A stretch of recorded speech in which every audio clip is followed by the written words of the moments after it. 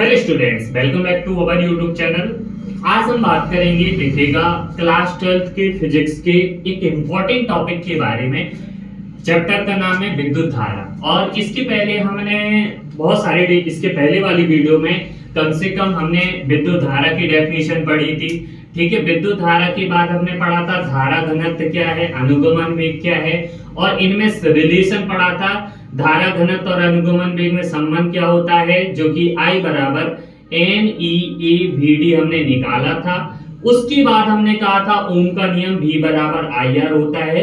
ये तो simple terms में था, लेकिन अब इस कक्षा 12वीं क्लास में सबसे ज्यादा मोस्ट इंपॉर्टेंट टॉपिक रहता है मुक्त इलेक्ट्रॉन मॉडल के आधार पर ओम के नियम का निगमन। तो पूरा हम इस वीडियो में हम पूरा विस्तार से देखेंगे किस तरीके से हम ओम के नियम को सिद्ध करते हैं मुक्त इलेक्ट्रॉन मॉडल के आधार पर। तो वीडियो को आपको एंड तक देखना है। देखिएगा, फिजिक्स का हम एक रूल बता देते हैं, जैसा आप चित्र बनाते हो वैसी आपको भाषा लिखनी पड़ती है, कोई अपनी तरफ से भाषा ऐड नहीं करनी होती है। ठीक है, तो अब हमने क्या किया, एक चालक तार लिया। तो फिर देखिएगा माना x, जैसा हम बोल रहे हैं ना वैसी भाषा लिखनी है। माना x बाई एक चालक तार है, ठीक है, जिसकी जो लंबाई है, अगर हम मान लेंगे इसकी लंबाई क्या है, स्मॉल एल है। इस पर जो इसके परिच्छेद का क्षेत्रफल है कैपिटल ए। अगर इसके अंदर इलेक्ट्रॉन है तो उसका द्रव्यमान ई है और इलेक्ट्रॉन ई है। ठीक है, अगर हम यहां से करंट विभव करते हैं, विभवांतर आरोपित करते हैं, तो उसमें धारा आई बहती है। और धारा आई पता है तुम्हें, धनात्मक सिरे से ऋणात्मक सिरे की ओर प्रवाहित होती है। ठीक है, जब इसके अंदर धारा गई तो यहाँ पर विद्युत क्षेत्र उत्पन्न हो जाएगा ई। और जब विद्युत क्षेत्र उत्पन्न हो जाता है, तुम्हें पता है जब किसी के चालक तार के अंदर करंट हम प्रवाहित करते हैं तो उसमें जो इलेक्ट्रॉन है वो ऋणात्मक सिरे से धनात्मक सिरे की ओर प्रवाहित होते हैं। और इन मुक्त इलेक्ट्रॉनों की औसत वेग को ही कहते हैं हम अनुगमन वेग, यानी ड्रिफ्ट वेलोसिटी कहते हैं। तो जैसा हमने चित्र बनाया वैसी हमें पूरी भाषा लिख लेनी है कि माना x बाई एक चालक तार है। ठीक है, सेम भाषा भाई, माना x बाई एक चालक तार है जिसकी लंबाई स्मॉल एल है। यदि इन चालक तारों के सिरों के बीच विभवांतर भी आरोपित करने पर उसमें धारा I प्रवाहित होने लगती है। तो हम फिर लिखेंगे यहाँ पर विद्युत क्षेत्र की तीव्रता, यानी हमारी क्या निकलेगी, विद्युत क्षेत्र की तीव्रता। पहला पॉइंट है, विद्युत क्षेत्र की तीव्रता को प्रेजेंट करते हैं E से। आपने पढ़ी होगी विभव प्रवणता। विभव प्रवणता हमने पढ़ाया था, E बराबर होता है -dV/dx। ठीक है, यानी पृष्ठीय जो उसका पृष्ठ होता है उसमें विभव के समानुपाती होती है। अगर हम क्या करेंगे, उसकी लंबाई को बढ़ा देंगे तो विभव का माइनस चिन्ह ही रिप्रेजेंट करता है कि विभव का मान कम हो रहा है। इसलिए हम d/dt को हटा दें तो E बराबर हमें v/x, यानी x क्या है, चालक तार की लंबाई, तो इसको क्या लिख सकते हैं, E बराबर v/l। इसको दे देंगे समीकरण नंबर 1। अब हम विद्युत क्षेत्र की तीव्रता आ गई है, तो इसके अंदर जब करंट उत्पन्न हो गया तो उसके अंदर जो इलेक्ट्रॉन है, अब इलेक्ट्रॉन उसके अंदर जो मुक्त इलेक्ट्रॉन बह रहे हैं, तो पहले हम यहां से फिर भाषा में यहां पर हम पूरी चीजें लिखेंगे कि विद्युत क्षेत्र के कारण यदि मुक्त इलेक्ट्रॉन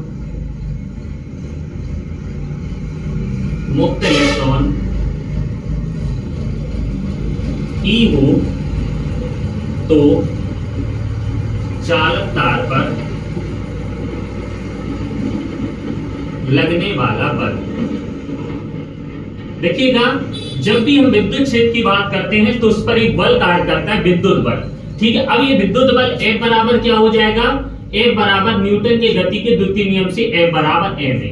यदि हम कहेंगे इलेक्ट्रॉन का द्रव्यमान ये है, और यहाँ पर अभी F बराबर m ही नहीं लिखेंगे, क्योंकि विद्युत क्षेत्र के कारण किसी चालक तार पर जो बल लगता है, लगने वाला बल, वो होता है F बराबर Q × E, यानी आवेश गुणा तीव्रता के बराबर होता है। ठीक है, यदि हमने कहा यदि इलेक्ट्रॉन पर आवेश, यानी जो माइनस चिन्ह है वो ही इलेक्ट्रॉन का आवेश है, तो ये हम यहाँ पर लिख सकते हैं F बराबर स्मॉल e × कैपिटल E। यहाँ से समीकरण 1 से इसका मान रख दो, तो यहाँ से क्या हो जाएगा, समीकरण 1 से लिख सकते हैं, समीकरण 1 से क्या, तो F बराबर हमारा क्या आ जाएगा, EV/l। इसको दे देंगे समीकरण नंबर 2। अब इलेक्ट्रॉन पर बल लग रहा है, जो विद्युत बल लग रहा है। अब विद्युत बल के बाद हमें, अब इलेक्ट्रॉन जब इसके अंदर जाएंगे तुम्हें पता है बाह्य विद्युत क्षेत्र की अनुपस्थिति में जब किसी चालक तार के अंदर जो इलेक्ट्रॉन बहते हैं वो किसी भी दिशा में बहने लगते हैं, ठीक है। तो अब इसके बाद हम जैसे विद्युत क्षेत्र यहाँ पर आरोपित किया तो जो इसके अंदर मुक्त इलेक्ट्रॉन है अब वो ऋणात्मक सिरे से धनात्मक सिरे की ओर बहेंगे। तो अब इलेक्ट्रॉन त्वरित गति करेंगे, तो त्वरित गति करने के लिए अब हमें त्वरण निकालना पड़ेगा। तो फिर हम लिख देंगे न्यूटन के गति के द्वितीय नियम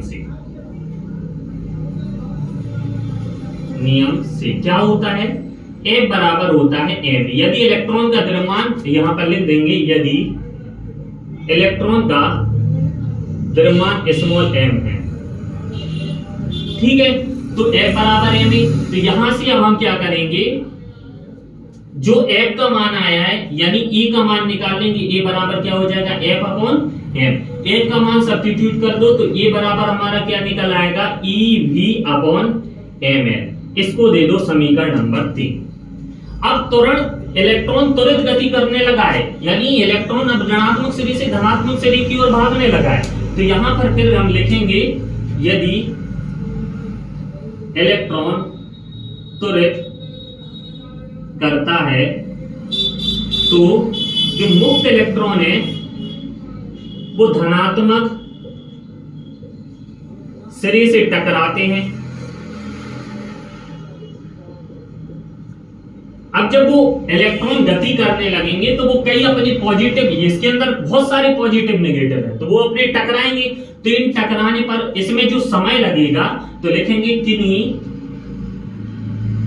दो क्रमागत टक्करों के बीच लगे समय को क्या कहते हैं, श्रांति काल कहते हैं। यानी जब दो मुक्त इलेक्ट्रॉन आपस में टक्कर करते हैं उन्हें श्रांति काल कहते हैं, इन्हें करते हैं हम टाउ से प्रकार से। अब हमें क्या निकालना है, जब इलेक्ट्रॉन त्वरित करने लगे हैं और टक्कर करने लगे, उनमें समय निकल गया, अब हम निकालेंगे वेग निकालेंगे। तो वेग निकालते हैं, जो हमारा वेग आ जाएगा, ठीक है। तो यहां से v बराबर हमारा क्या हो जाएगा, अब हम वेग निकालने के गति के प्रथम समीकरण से चलेंगे।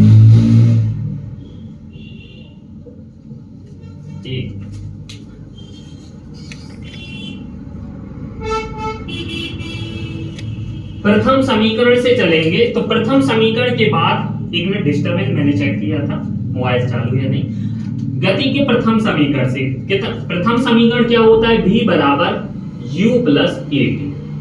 अब देखिएगा जब इलेक्ट्रॉन त्वरित गति नहीं कर रहा था, जब इसमें विद्युत क्षेत्र नहीं था चालक तार के अंदर, तो प्रारंभिक वेग क्या हो जाएगा, 0। अब इलेक्ट्रॉन गति कर रहा है तो अंतिम वेग क्या है, v, और जो उसमें टक्करों के बीच समय लगा है वो क्या है, टाउ। तो यहां पर v बराबर हो जाएगा 0 प्लस a टाउ। तो यहां से v बराबर a टाउ और यहां से a की वैल्यू रख दो समीकरण 3 से, तो v बराबर निकल आया ev टाउ बटे ml। ध्यान रखना ev हमारा विभव है, ये वेग नहीं है जो हम चल रहे थे, विभव बटे लंबाई, तो ये हमारा विभव है। तो v बराबर स्मॉल v बराबर ev टाउ बटे ml, इसको दे देंगे समीकरण नंबर 4। अब हमारा वेग आ गया। वेग के बाद हम निकालेंगे इसका औसत वेग। औसत वेग ही कहलाता है अनुगमन वेग। तो यहां से हम थोड़ा जगह ले लेते हैं। अब देखिएगा इधर से देखेंगे इलेक्ट्रॉन का औसत वेग, मुक्त इलेक्ट्रॉन का औसत वेग। औसत वेग ही क्या कहलाता है, उसका अनुगमन वेग। औसत वेग यानी अंतिम वेग, एक हमारा पहला वेग प्रारंभिक है, दूसरा अंतिम वेग है, बटे 2। औसत वेग कैसे निकालते हैं, दो वेग है, दोनों वेग को जोड़ के इसका 2 का डिवाइड कर देते हैं। तो vd औसत वेग ही अनुगमन वेग है, तो vd बराबर प्रारंभिक 0 हो गया, अंतिम वेग v है बटे 2, तो v अपॉन 2 मिल गया।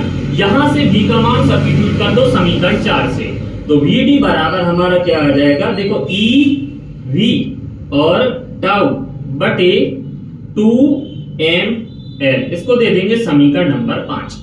जब हमारा अनुगमन वेग आ गया है, धारा I बह रही है, तो फिर हम लिखेंगे धारा तथा अनुगमन